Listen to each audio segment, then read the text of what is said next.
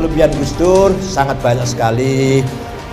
Seorang ulama yang betul-betul menguasai ilmu agama ya Gus Dur. Terutama sekali sejarah, peradaban, filsafat, dan seterusnya. Bukan hanya sejarah Islam, sejarah dunia. Bukan hanya sejarah dunia, sejarah Cina, sejarah mana aja dia tahu. Namanya orang terkenal, ulama, filosof, raja, penguasa, orang kaya, artis, terus olahragawan atlet, apal namanya. Sedunia lu ya, sedunia, bukan se-Indonesia bukan.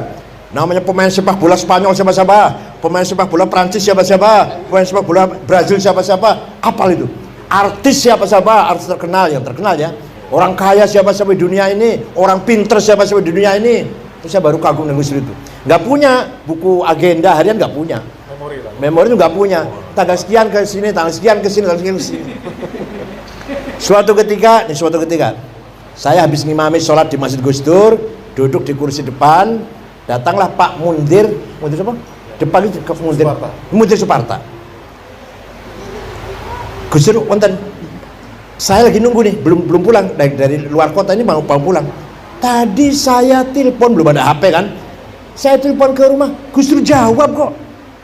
Gus Dur jawab, saya telepon, Gus saya mau sowan apa? Mau undang acara tanggal sekian. Waduh maaf nggak bisa. Itu haulnya Kiai Ali Maksum. Yakin Gus Dur suara itu, bukan pembantu, bukan siapa-siapa. Gus Dur gak ada, saya lagi duduk lagi nunggu ini. Betul Gus Dur datang.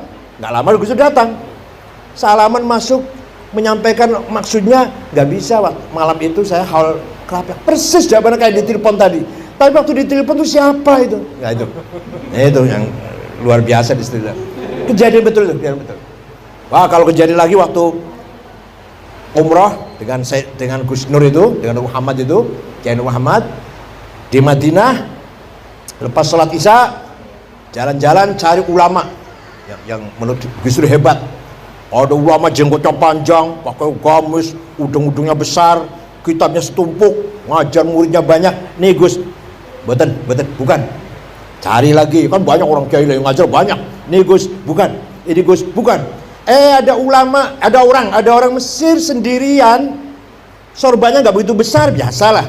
Sajadah sendirian, ini malah berhenti. Terus saya suruh ngomong, walaupun Gus juga bisa ngomong Arab bisa, tapi saya suruh ngomong, Assalamualaikum, ini Ketua Jamiah Islam di Indonesia yang paling besar untuk ulama, namanya Abdul Wahid, mau minta doa. Doa apa? Doa apa Gus? Doa apa Gus? Ya minta selamat dunia akhirat. Didoain ya 5 menit lah. Agak panjang doanya, agak panjang sih. Setelah itu dia lari, ini beliau nih pergi, sajadahnya diseret malah. Sambil ngomong gini bahasa Arab. Ya Rob, ma dzambi hatta tu'arrifani iya. Dosaku apa? Kok sampai engkau membuka rahasia kepada orang ini nih? Jadi wali sedang sembunyi, ketahuan Gus Dur. Orang lain gak akan tahu dia wali, Gus Dur tahu. Sampai dia merasa punya dosa apa? Saya lagi sembunyi kok, lagi nyamar ketahuan. Padahal intel ketahuan lah, kamu intel ya. Terus mencari kuburannya Imam Ali Uraidi bin Ja'far Shadiq.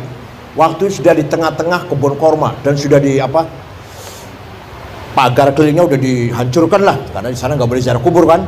Ya ada saja orang ziarah sih. Gus Dur mau baca Fatihah 1000 kali, saya Haji Sulaiman dan beliau. Baru 35-an atau 40 lah, polisi datang, ngusir. Apa Gus Dur apa? Anta'udullah, kamu musuh Allah. Nggak apa-apa tuh. Baru biasa orang Saudi kalau gitu kan marah kan. Nggak dibiarkan tuh. Walhasil gagal baca Fatihah 1000 kali. Itu pengalaman saya dengan beliau. Pengalaman ziarah ke Sunan Ampel. Ya rombongan saya, Haji Sulaiman, Haji Masnu, Gus Mu'ad, Gus Thohir, Gus Lukman. Ya. Terus jam 12 malam baru masuk ziarah ke Sunan Ampel. Kita ini disuruh baca la ilallah keras. La ilaha illallah, la ilaha. Gusnya diem aja. Enak banget dia. 1 jam. La ilaha illallah. Kendor nggak boleh. La ilaha. Juru kuncinya namanya Kiai Nawawi. Nggak boleh kita berhenti dan nggak boleh kita kendor. Terus la ilaha illallah keras. Gusnya diem aja. Ternyata ketika diam itu lagi mukhatabah, lagi dialog dengan Sunan Ampel. Isinya antara lain, jangan takut, jangan khawatir, kamu pasti dilindungi oleh Allah. Ini jauh sebelum jadi presiden, belum. Kemudian buka puasa, ini ceritanya nggak urut ya, nggak apa-apa ya. Buka puasa di rumahnya Pak Rozzi Munir di Puncak. Saya satu mobil dengan Mas Saiful, dengan Muhaimin.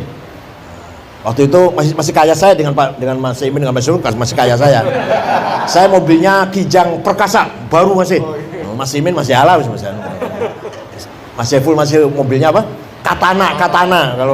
Kalau Mas Imin Holden yang kuno banget lah, masih kaya saya lah. Nah, berangkat di sana Pak Mustafa Zuhad, Rozzi Munir, Pak Bagja, ada malah fotonya ada di sini, ada. Dah kita buka pakai ikan karena ada kolamnya. Terus sholat taraweh, ada Pak Matodi juga. Gus Dur baru datang dengan Haji Sulaiman. Rupanya bukanya sate di tengah jalan. Setelah sholat taraweh buka duren. Nah, kita makan duren. Gus Dur makan banyak. Oleh Mbak Ya ini ditegur, Pak, orang popo, nggak apa-apa. Pulang dari sana jam 2 muntah-muntah di rumah. Besoknya masih menghadiri buka bersama undangan media Indonesia, koran media Indonesia. Gus Dur datang. Besoknya itu baru sudah keadaan kurang sehat lah. Pulang dari media Indonesia ke PBNU sudah nggak bisa turun dari mobil. Di papa, muntah-muntah di toilet. PBNU yang jelek itu bukan PBNU sekarang, yang jelek itu langsung dibawa ke Cipto. Jam 9 malam digeragaji, dioperasi otaknya. Jam 1 siang siuman, langsung itu cepat sekali itu. Begitu siuman, mendengar suaranya anak-anak di luar kamar. Apa pertama kali yang diucapkan Gus Dur? Bocah-bocah, wei sego. Beliau lupa bahwa itu bulan puasa. Tapi ingatnya ini anak-anak dikasih makan. Ini anak-anak kasih makan. Coba, pertama kali ingat itu, pertama kali ucap. Ku bocah-bocah wei sego itu. Kalau bukan Gus Dur sudah bablas itu dioperasi. Dah. Ringkas cerita, pulang ke rumah masih dalam keadaan pemulihan. Di kamar saya, Caimin, Saifullah Yusuf, Cakrawardaya, mantan Menteri Koperasi, Wisnu sekarang Ketua Golkar Jawa Tengah sekarang, waktu itu belum, masih pengusaha. Gus Dur tidur, kalau pelan-pelan kita ngomong tiduran, tiba-tiba duduk. Mengko aku jadi presiden. Kita ini kaget orang lima ini Gus Dur konslet ini. Sudah nggak waras Gus Dur ini. Ya, siapa yang ngira Gus Dur jadi presiden? Itulah ringkas cerita pengalaman saya dengan Gus Dur. Ringkasnya begini. Kalau ada seorang alim agama berhadapan dengan Gus Dur, dia akan merasa bodoh di depan orang yang paham agama betul. Kalau ada pemikir, ideolog atau filosof atau siapalah pemikir intelek di depan Gus Dur, akan merasa kecil. Karena Gus Dur ternyata pemikir yang luar biasa. Bahkan pikirannya jauh ke depan. Kalau ada seorang budayawan, seniman di depan Gus Dur, merasa kecil, merasa rendah, merasa ketinggalan. Gus Dur lebih dalam seninya, lebih dalam budayanya, luar biasa. Bisa menikmati Beethoven ya? Beethoven. Bisa menikmati gending Jawa. Fasih luar biasa. Kalau mendengarkan wayang sampai selesai didengarkan. Padahal lewat telinga aja nggak lihat. Pernah ada Piala Dunia, pertama kali Prancis lawan Spanyol. Itu Gus Dur hanya mendengarkan, Spanyol kalah 0-1 ini. Betul 0-1 kalah. Kalau ada seorang aktivis di depan Gus Dur akan merasa rendah, akan merasa kecil. Ternyata Gus Dur lebih dari seorang aktivis. Lebih kehidupannya semua 99% untuk masyarakat, untuk rakyat kecil, untuk rakyat yang terzolimi, nggak ngurus keluarganya, nggak ngurus istri dan anaknya, nggak diurus pokoknya. Yang diurus semua kepentingan orang banyak. Kalau ada seorang politisi di depan Gus Dur akan ketinggalan jauh. Politik Gus Dur tajam sekali.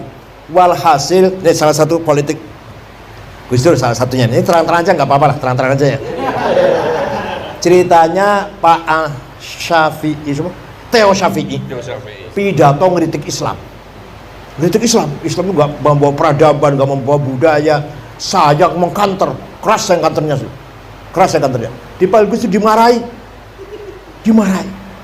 Saya mengkantor Patrol Syawal dimarahi Gus Dur. Dah, ada Mas Saiful, ada Muhaimin. Nah, ya udah saya diem aja dia. Udah ngomong sana sini bercanda, baru tanya, kenapa sih Gus? Kok saya dimarahi? Kok saya dianggap salah mengkantor belain Islam dianggap salah? Apa jawabnya? Yang jawab jangan sampean, biar orang lain.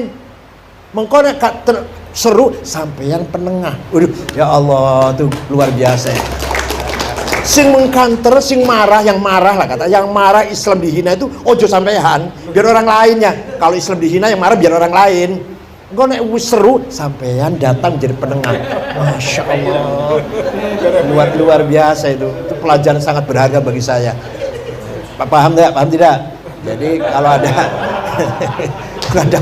kalau ada orang menghina Islam, tenang aja, tenang. Biar yang lain yang marah, nah kita penengah nantinya.